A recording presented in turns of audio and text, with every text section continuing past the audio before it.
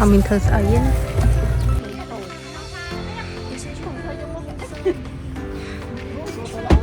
Cho quả pua với nè.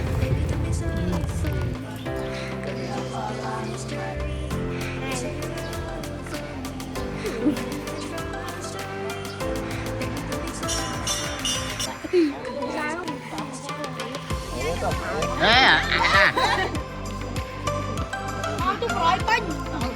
Dạ ơi, chị lấy cháu.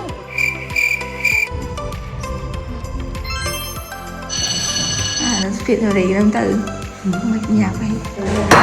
Lón chân protein.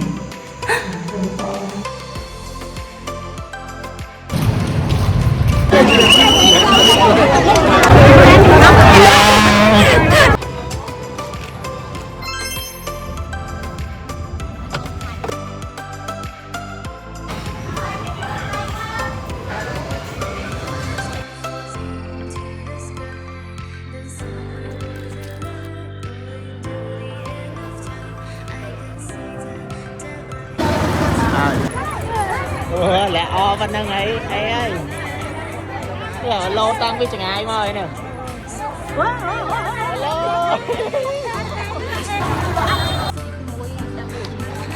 Mình ly ha, mày dạy mình ly. This is Melissa.